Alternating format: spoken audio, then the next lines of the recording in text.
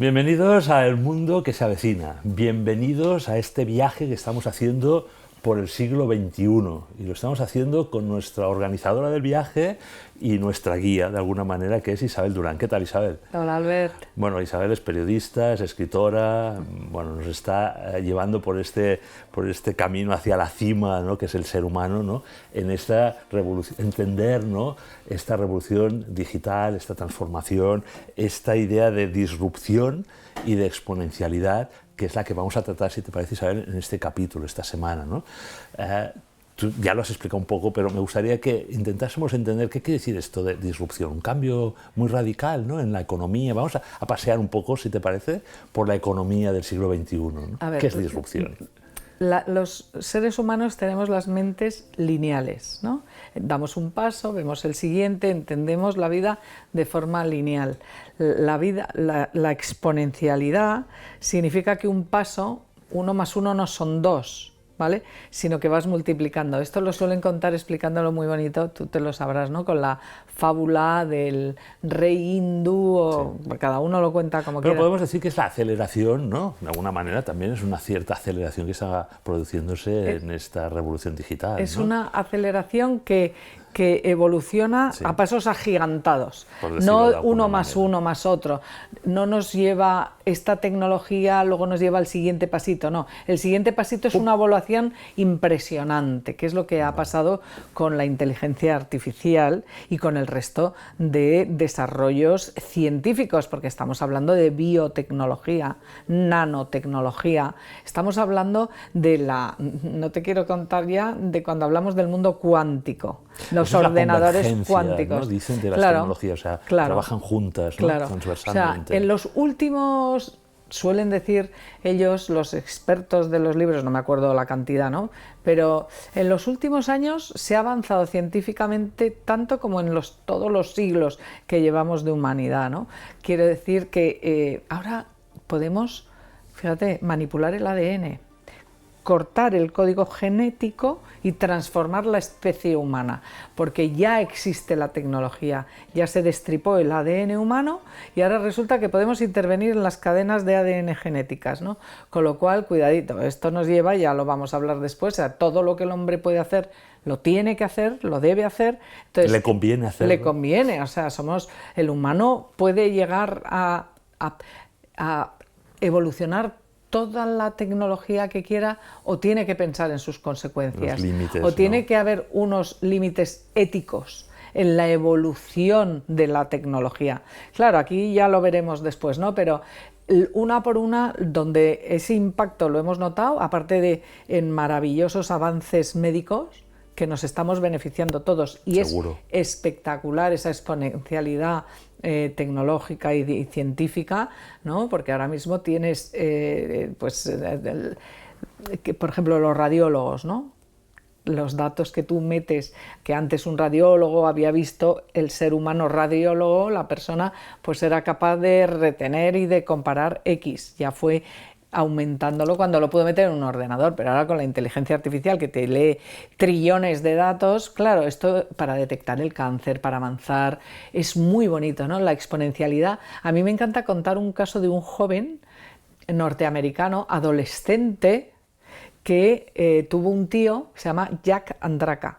Este chico tuvo un tío que no era su tío, era íntimo amigo de sus padres, que tuvo un cáncer de páncreas, y como su madre era médico anestesista y su padre también, creo que recordar que era medio científico, el tío, estando en el high school ahí, se puso a ver cáncer de páncreas, ¿qué es esto?, en Google, y empezó a decir, ¿y esto cómo se cura?, y no sé qué, y siguió y siguió y siguió, y el caso es que inventó un método para la detección precoz del cáncer de páncreas, porque siempre se detectaba cuando muchas veces ya era tarde. Entonces este chico dijo, se puso a investigar en internet y dijo, anda, pero ¿y si hacemos esto? Y mandó a 200, me parece que eran, universidades por Estados Unidos, por todos lados, a ver si alguien quería desarrollar con él la idea que él tenía, porque aprendiendo en internet, él pensaba que se podía llegar a hacer un test diferente. Claro. Que él, bueno, pues recibió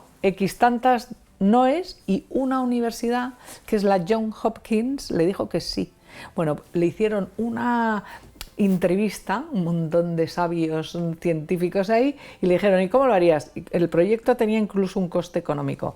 Hoy, desde hace ya muchos años, desde hace 15 años o 10, no sé, ya estaba cuando mi libro lo acababan de sacar, este chico da conferencias en el mundo entero. Hay un test que, no sé si es con la piel, que ha abaratado enormemente la capacidad de detectar precozmente el cáncer de páncreas, y lo que él dice, si un chaval de high school ha podido llegar a esto, ¿qué no podemos hacer con el conocimiento que tenemos en Internet? Es maravilloso. Es espectacular, es espectacular esa transformación del mundo, ¿no? De esa exponencialidad para hacer un futuro mejor. Y eso te abre las puertas a que un chico que está en África, que tenga interés y que tenga la posibilidad de tener ese acceso a Internet, se forme en Harvard, porque tienes ahora mismo cursos en las mejores universidades del mundo, en unas enormes plataformas que se llaman Coursera, la más grande, pero yo en el libro lo que hago es conectarte con ellas, ¿no? Y dices, bien, a mí me interesa aprender de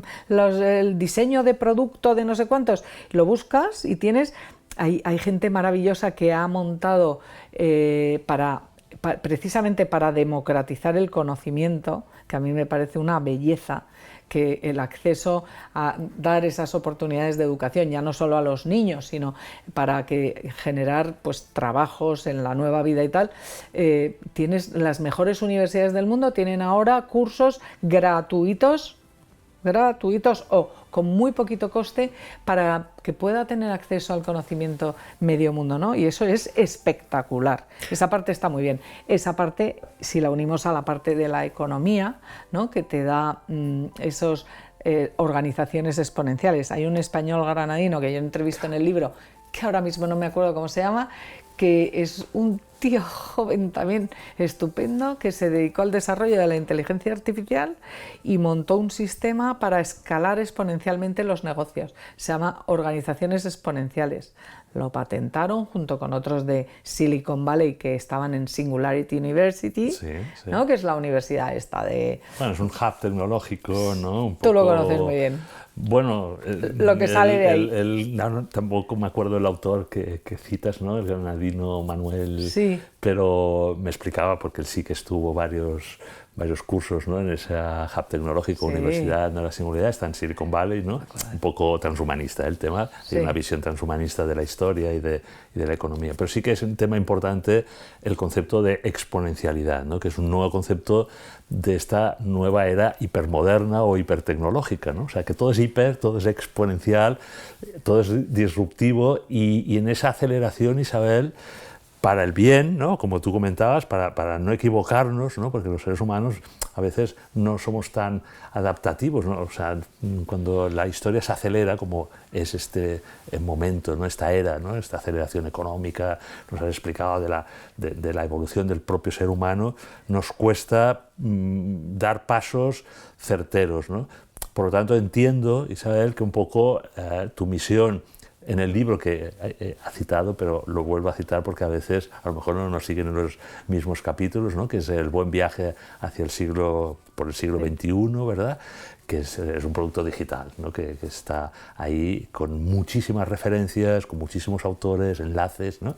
Es un producto genial, ¿no? Para entender esa transformación digital y para entender las cosas buenas que se hacen, ¿no? Los proyectos, como tú estás comentando, ¿no? Claro, y es un libro, o sea, vamos a ver, ese libro lo hago yo para las miles de horas que me tiré escribiéndolo, pues estuve 3 años trabajando, entrevistando gente, entrevistando a este español, a científicos, hay gente con unas mentes maravillosas, y luego gente incluso que se ha ido de estas grandes corporaciones, de estas grandes plataformas tecnológicas, y que denunciaba, ¿no? Todas esas cosas adictivas que también cuento. Pero bueno, sí, lo que te iba a decir de estas organizaciones exponenciales y de la oportunidad que te da, hay que entender un cambio radical entre el siglo XX y el siglo XXI. El siglo XXI y lo que ha hecho Internet es cambiar un elemento muy básico, que es, estamos en la economía de la abundancia. Y esto se suele explicar siempre con las máquinas de fotos y con los carretes. Antes, cuando hacíamos fotos, los jóvenes nos miraban y dirán, ¿qué están hablando, no? ¿Qué es eso de un carrete? ¿Qué es carrete? eso? Había un carrete. Entonces te pensabas muy mucho, para hacer una foto porque se te gastaba, valía un dinerete, había carretes de 10, de 20, lo que sea. Y entonces mirabas muy bien lo que ibas a hacer para luego había que pagarlo, había que revelarlo. Ahora tenemos en un móvil, el móvil es una navaja suiza tecnológica gigantesca donde no solo es un móvil, es la mejor cámara de fotos que la mejor de mayor precisión. Además el móvil es libros porque tienes apps para leer, el móvil puedes hacer de agencia de viajes porque viajas, puedes ir tú mismo sin moverte, puedes entrar en los museos, en las catedrales, o sea, el móvil es todo. En esta economía ya no es la economía de la escasez como lo era antes, para que te pensabas tirar una foto, hay que hacerla la que esté bien encuadrada. Ahora se hacen millones y millones y millones de fotos un día en internet. Entonces esto ha cambiado el modelo de negocio, de cómo triunfar en la vida. Pues desde ahora la gente vende por plataformas, por todas las plataformas. Una chica diseña un producto de lo que sea, se pone en Instagram y está vendiendo en Nueva York o en Shanghái. Aunque no sé, Isabel, si me gusta mucho esta sobreabundancia de información, de datos, ¿no? Porque al final no vemos las fotos que hemos hecho tantas, ¿no? En cambio, cuando teníamos nuestros álbumes que nos costaba hacer, ¿no? Ese revelado de fotos, ¿no? Creo que en tu libro citas esa frase famosa de que estamos perdiendo la sabiduría a favor del conocimiento y que estamos perdiendo el conocimiento a favor de la simple información, ¿no? Y a veces es esto, ¿no? O sea, mucha información, muchas fotos, muchos datos, mucha abundancia aparente, ¿no? Pero claro, a mí me da un poco de miedo el que nos escuche cuando estamos diciendo que vamos a una economía de la abundancia, cuando precisamente muchos jóvenes tienen esa sensación de, no de escasez, pero sí de escasez, ¿no? Una sociedad. Me refiero a la abundancia en Internet, en datos, en Internet. O sea, el mundo de Internet es el contrario al real. Sí, el mundo de Internet es infinito. Por eso, es que llegamos, es que es el scroll infinito, claro. Quieres buscar una cosa, un zapato y tienes millones, no sabes dónde. Esa es la economía de la abundancia en Internet. No lo dices solo como un positivo, no, ¿verdad? Es que yo no lo digo como positivo. Correcto. Porque eso lleva a eso que estabas tú diciendo, y yo también lo hablaba en el libro, claro, ya en su momento. Sí. Hemos pasado de la sociedad de la información a la sociedad de la desinformación. Claro, de eso también hablaremos también. Pero ¿no? eso, pues tú ya no sabes, en esa economía de la abundancia dentro de Internet, donde no tiene límites, porque todo, puedes ir a Irán, puedes ir a Pakistán, puedes estar ver información sobre las mujeres en no sé dónde. O sea, es que es tan sobreabundante, es tan disparatado que nos hace desconectar. Exactamente. O sea, ni aprendemos, desaprendemos, delegamos, porque decimos, ya hay un capítulo en mi libro que se llama Doctor Google o Doctor Fake. Claro. Porque es que la gente ya busca sus enfermedades, claro, ya no se fía, incluso el médico le dice no sé qué y googlea y dice, no me lo está contando. Esas teorías conspiranoicas que han existido y que han hecho y que están haciendo tanto daño, están volviendo enfermedades por los antivacunas, enfermedades que se habían erradicado en la humanidad. Es grave. Una cosa, Isabel, entonces, lo que decíamos de los jóvenes, ¿no? Que puede ser que no entiendan que estamos en una economía de la abundancia y que temen que los robots les quiten sus puestos de trabajo, ¿no? Y los jóvenes y los no tan jóvenes, ¿no? Y ahí abrimos otro capítulo que creo que también es interesante en este paseo por la economía del siglo XXI, ¿no?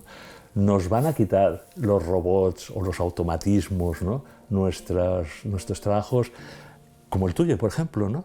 Periodismo, analista financiero, el mío de abogado, de urbanista, el médico con sus informes, en el colegio de médicos, hay preocupación, ¿no? por que sea más fiable, más eficaz los algoritmos, la inteligencia artificial. ¿Nos quitarán los robots y esos algoritmos los puestos de trabajo?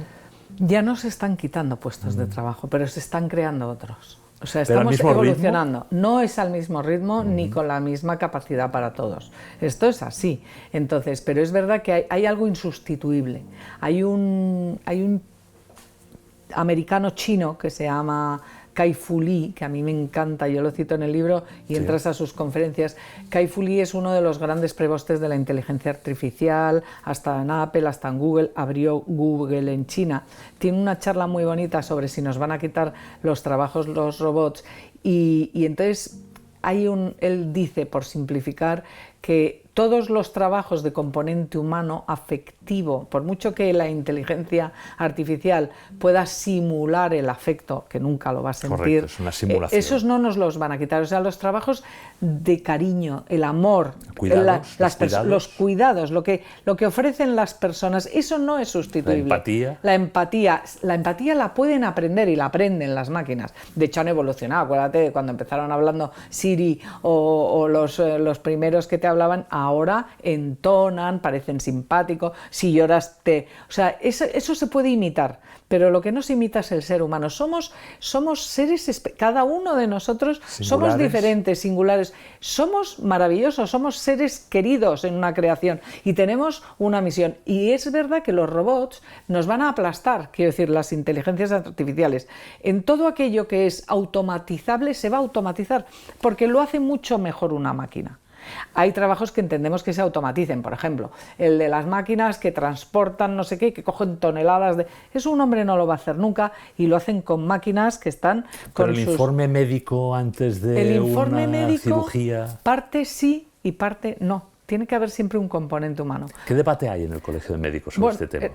Bueno, hablar del Colegio de Médicos en este debate, yo creo que el debate es supracolegio de médicos, ¿no? Es un debate sobre quién tiene la responsabilidad última, porque ese debate todavía no aterriza en la sociedad. Vamos a ver, si un médico te aconseja porque el algoritmo, porque el que se fía, te aconseja, te dice, tienes esta enfermedad, puede elegir este tratamiento u otro, pero si se fía de la máquina que le está diciendo la experiencia en millones de personas es que va a evolucionar mejor por aquí y no de su intuición, pero al final es el médico el que manda la instrucción al paciente, ¿no?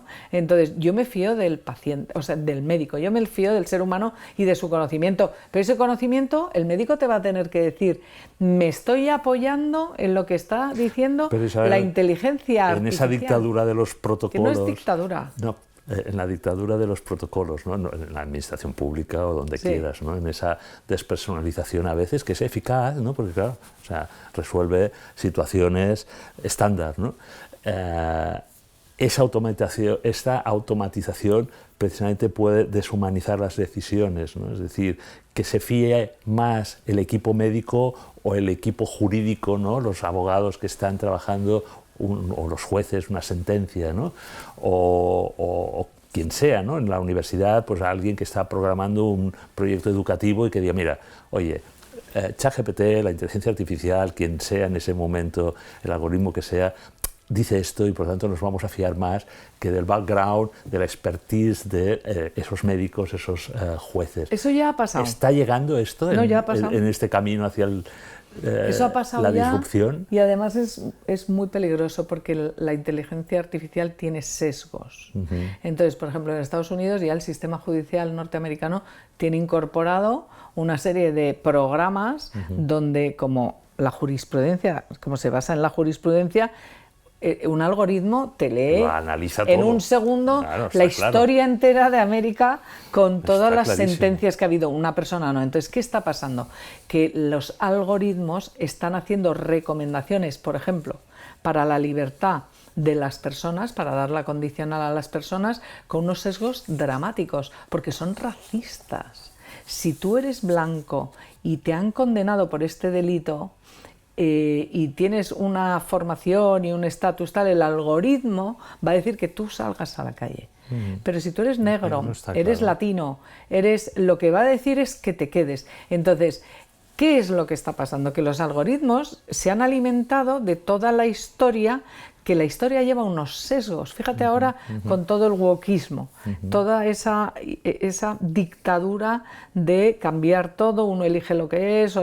Entonces, además de lo que diga un algoritmo, la responsabilidad última la tiene cada ser humano en su trabajo, ¿vale? Y entonces yo creo que tenemos mucho trabajo por hacer, uno, en quitar los sesgos de los algoritmos, por ejemplo, para que te den una hipoteca, a un joven ahora, para que le den una hipoteca, lo dice un algoritmo, no te creas tú que lo dice el del banco. Antes te lo decía el director del banco de turno, ahora te lo dice el algoritmo. Análisis de riesgos, claro, todo esto, ¿no? Entonces, todos esos trabajos automatizables que se van a automatizar no son nada sin el ser humano detrás, ¿no?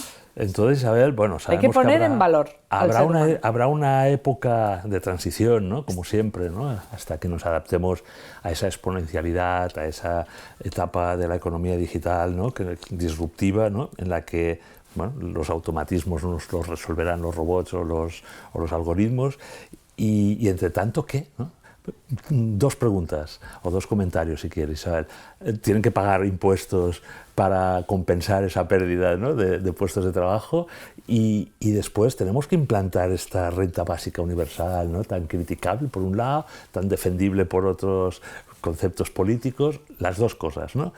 ¿Quién pagará nuestra jubilación, nuestra pensión, nuestros impuestos para poder realizar si al final los jóvenes, ¿no? Que son la generación que tiene que ocupar los nuevos puestos de trabajo, pues se ven apartados, ¿no? Y si hay que pagar una renta básica universal, ¿no? Para suplir este Empiezo por la última. Ya se ha hecho en varios países, Canadá, en Estados Unidos, se ha hecho... se han suspendido esos proyectos. Esa renta básica universal es pensando en que el hombre pierde el trabajo porque lo van a hacer la mayoría de los trabajos máquinas, o sea, robots, inteligencias artificiales, y es creo que los resultados se han parado, pero eran trágicos porque el ser humano necesita proyectos, sentidos, trabajar. El sentido de su vida, levantarse, ¿no? Claro, desarrollarse. Una cosa es que no seas feliz en tu trabajo porque es una faena el trabajo que tienes, pero si imaginamos que los trabajos durísimos se lo dejamos a las máquinas, los peores, el ser humano tiene que tener proyectos y trabajos. La renta básica, que mucha gente dirá a priori, qué maravilla, cobro y no trabajo. Es una Al cabo de subvencionada. Sociedad en bucle, sin hacer nada en la vida, depresión automática, es mi opinión.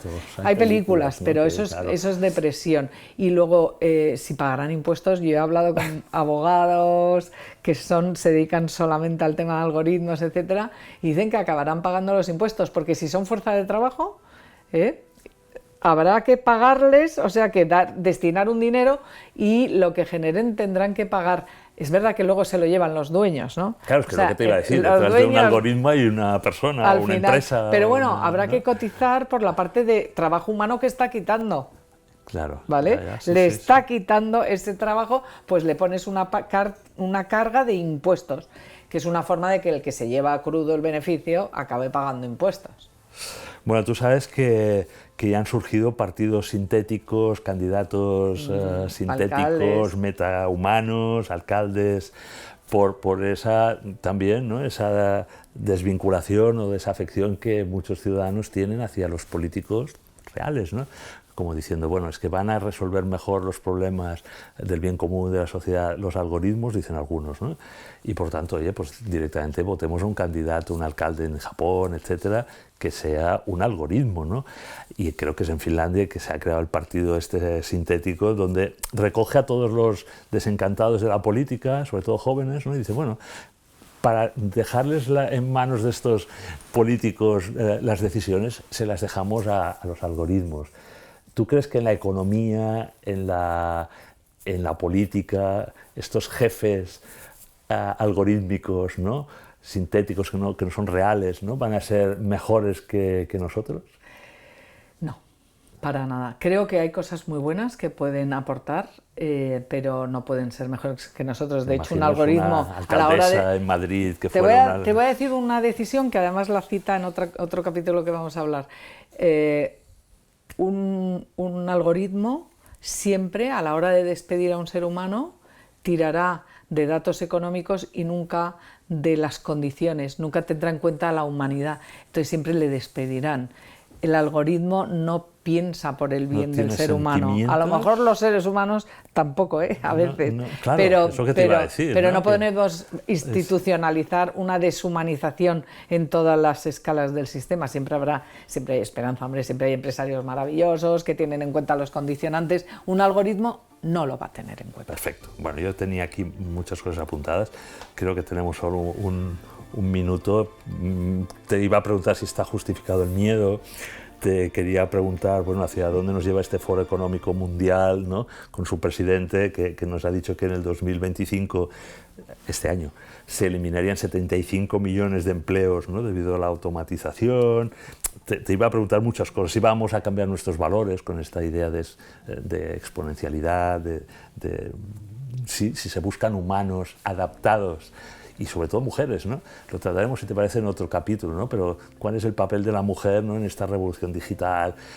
Si hay mujeres, chicas, ¿no?, que están en este momento trabajando todos los temas de la tecnología, de las tecnologías exponenciales, en las facultades, en las ingenierías, todo esto, si te parece, lo tratamos. ¿Y cuál es un poco el perfil, y para terminar, ¿no?, brevemente, de ese emprendedor? O sea, tú en tu visión, en tu libro, en tus conferencias, ¿no?, tratas con muchos directivos, con emprendedores, y les estás dando, en esta guía que estamos ahora desarrollando en el programa, bueno, inputs para triunfar en este mundo exponencial, ¿no? Si tuvieses que resumir brevemente una pequeña fórmula, ¿no?, aparte de ser humano, que creo que es una de las cosas que dirás, yo te digo una.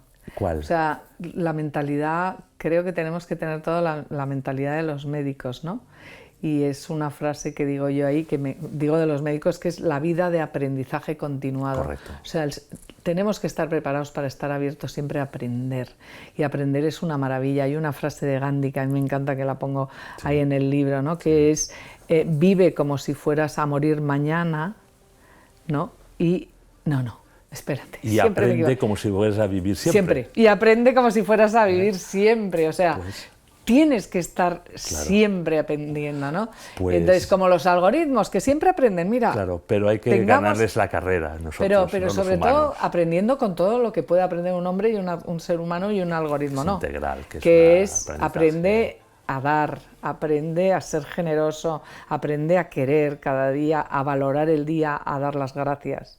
Eso no lo sabrá nunca un algoritmo, porque el algoritmo no siente. Me ha encantado subir una estación más o una escala más en intentar alcanzar la cima, que es precisamente lo que tú planteas, que es el ser humano, ¿no? y el que es único, ¿no? Y te emplazo la semana que viene, ¿no?, para seguir escalando, seguir caminando contigo, ¿no? A ver dónde llegamos. En este viaje por el siglo XXI. Muchas gracias, Isabel. A ti.